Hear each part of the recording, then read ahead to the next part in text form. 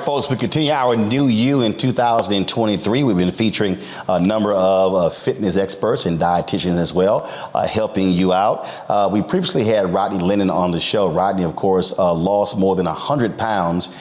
You look at his Instagram page and Twitter page, he often is talking about really encouraging men and fathers to lose weight and to stop making excuses in doing so. And one of the things that he talks about a lot is that if you're trying to lose a large amount of weight, and that is large amount of weight, which is anywhere from 40 to 100 pounds, you really are going to have to be lifting weights to do so. And so he joins us now from Atlanta. Rodney, glad to have you. And so Rodney, when you talk about that, and I've seen a lot of your videos, you're not saying, hey, don't do cardio. I see these other commercials that are running on YouTube and others where they're like, oh, you're wasting your time on the treadmill. Because I've seen you where you say, no, I get my cardio in, but you're emphasizing that. And we had Cheryl Grant on the other day, as well as Funk Roberts, and they both said, as you get older, you have to utilize the weights in terms of building muscle mass. Yep. Because again, Roland, as you age, the first thing that's going to go is your strength. So especially as fathers, you got a wife at home, you got kids at home, you got a career to focus on. So as you're going through that journey of dealing with all your responsibilities and losing weight at the same time, it's imperative that you lift heavy weights. Not saying you got to go be a bodybuilder or nothing crazy like that, but you want to lift the weights that can challenge you as a man. So whatever you can safely handle for anywhere between 8 to 20 reps, that's what's going to help stimulate that good muscle growth. Because again, a lot of brothers are trying to lose this weight, but they're worried about having loose skin or being saggy or just looking like a deflated version of themselves once the weight comes off. But that's where the weight training comes in at. You can do all the cardio you want. Yeah, that's going to bring the number on the scale down. But when it comes to recomposing your body, helping you look totally different, making that amazing transformation, going from wherever you're starting at to where you want to be, that's where the weight training is going to come in at. So we're talking about, we're talking about weights, okay? First of all, obviously it goes to how much. Also, resistance bands. So let's say somebody doesn't have access to weights. Your thoughts on the use of resistance bands? So when we say weight training, that's just one form of resistance training. It's a lot of forms of resistance training. So you do have weights. You have resistance bands. You have TRX suspension training. You have cables. You have machines. It's a lot of different things. You also have dumbbells and kettlebells, things like that. So all of those things fall under the category of resistance training. Even body weight, air squats, push-ups, body weight dips, body weight lunges, right? All of these things are still stimulating some kind of muscle growth. When you stimulate that muscle growth, that's going to help your body overall, speed up your metabolism, help with insulin sensitivity, right? And also, too, again, going back to what you talked about right off the bat, helping you age gracefully, right? As we get older, the first things we're going to do is lose our ability to stand up or to get ourselves up off the floor, right? But this is where the weight training comes in at, to basically delay that whole process for as long as possible. So, how many days a week? Because that's one of the issues there. And then is it back to back? Do you spread it out? Is it 2 days on, 1 day off? What do you recommend? Me personally, I'm a big advocate for anywhere between 4 to 6 days a week based on how advanced you are. 4 days is a great place for anybody to start.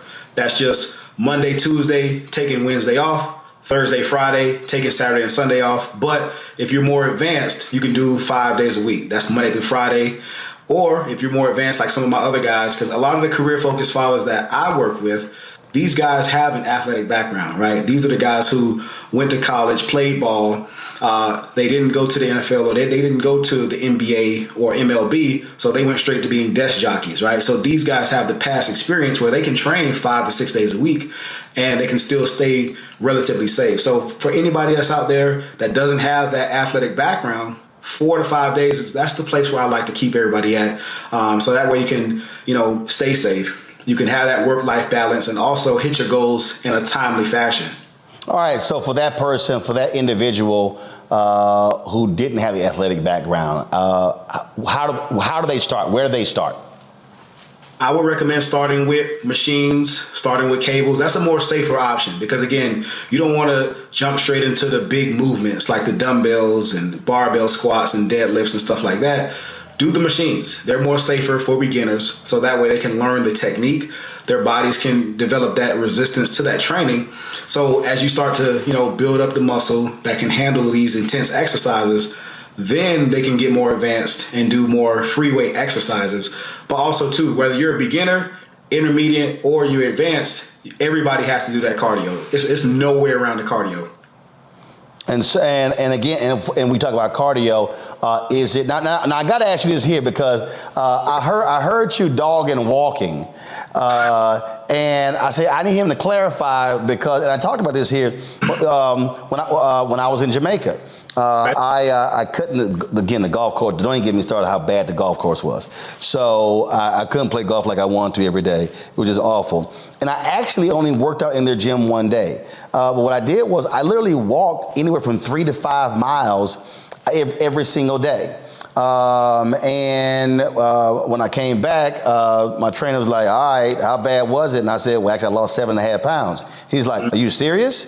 I have also a guy I work with, Joe Cheatwood. Joe dropped almost 40 pounds, and his whole deal was he was walking anywhere from 5 to 7 miles a day. And so talk about that, because I think your video said you said walking is not a workout. So explain that. Okay, so when I say walking is not a workout, right? Walking or non-exercise activity, that's the activity that we do outside of strenuous workouts or strenuous activity, right? So if walking was a workout, right, every trainer in the country would say, hey, listen, you're coming to me at LA Fitness or my private gym for a session. Let's go strap on our shoes and we're going to go for a walk. That's not the case, right? So when I say walking is not a workout, it is a great form of exercise. It's beginner friendly, it's low impact, and it will burn calories. It will help you lose weight. But we're talking to people who are anywhere between the ages of 28 to 48, maybe a little bit older, right? You're still able-bodied. So a workout is some form of resistance training and some form of cardio.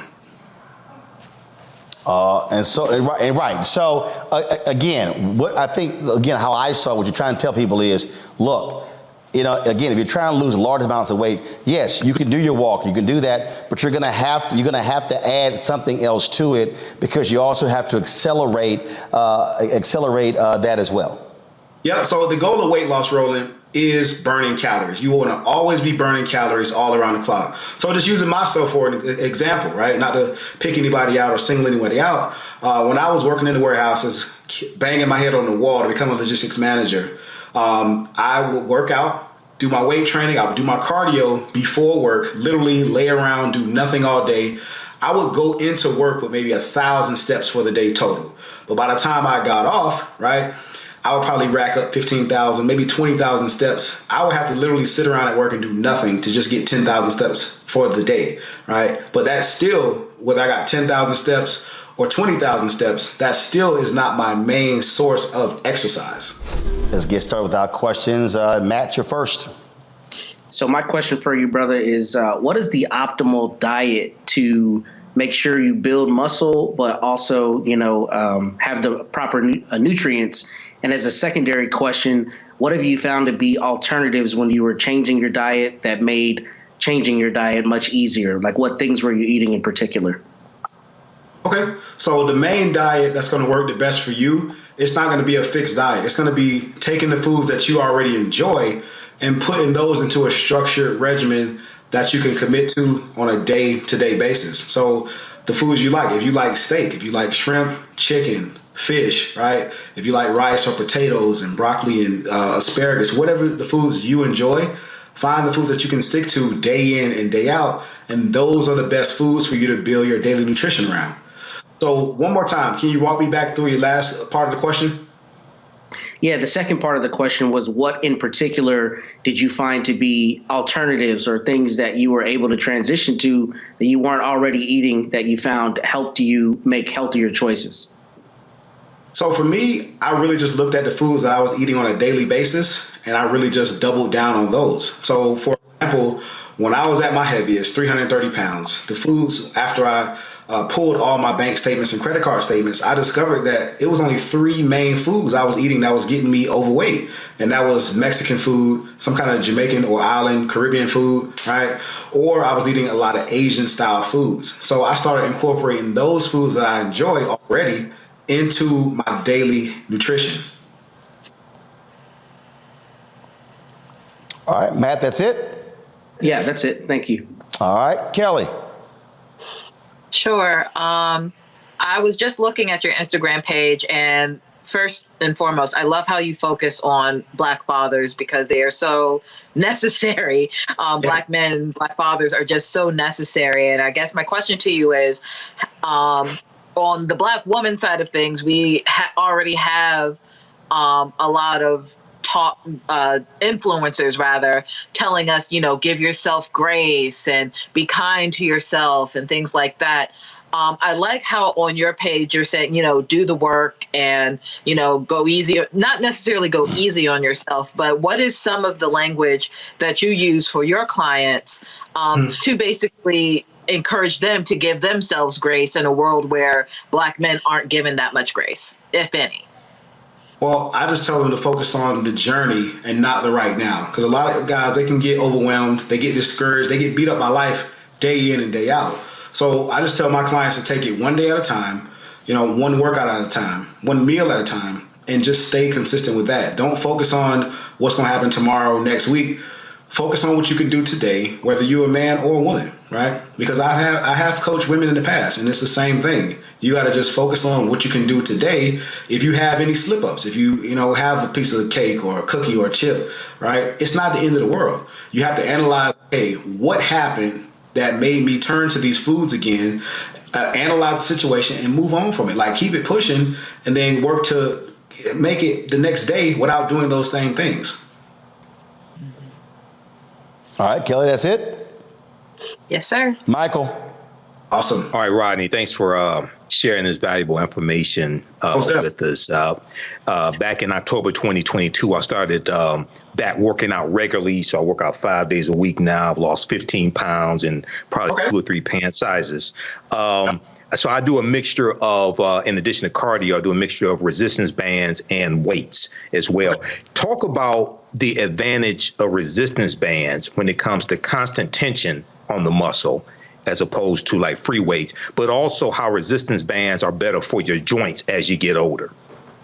Well, resistance bands, they do have their place, but they are safer. They're a safer option for guys who are just getting into working out. They don't want to put too much strain on their joints or their ligaments, right?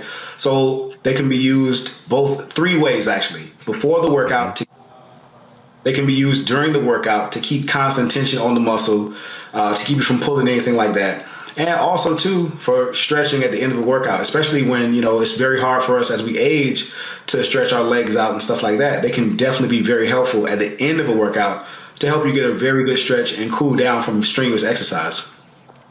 Okay, thank you. And the thing there on the resistance bands is the same thing with the weight machines, Rodney. It's not trying to hurry up and get them done real quick. It's actually doing a lot slower. Yep. Keeping that constant tension on the muscle, right? Feeling the workout, focusing on each body part that you're trying to develop, because that's the overall goal, right? Some guys got certain body parts they want to develop, chest, their arms, their back, or whatever is the body part they want to bring up. But just being consistent with that, focusing on what you're working on, that's going to help you get that overall physique that you're working for. All right, pull this information up if folks actually want to reach Rodney, folks. This is how you can do so. His Instagram and Twitter is RLENFIT. Website is RodneyLenonFitness.com. Of course, email is there as well. I'm actually this real quick. Okay. I saw this story in the Wall Street Journal where they were suggesting that kids who are obese should be put on drugs. Something tells me you would disagree with that. You say kids that are obese, Roland? Yeah. No, kids that are obese, man. This is why I coach fathers, right? Yes, I have coached ladies in the past, right? But again, I start with the head of the household, because once we change our habits as men in the household, I hope you're in your household. If you have kids, you need to be in the household, right?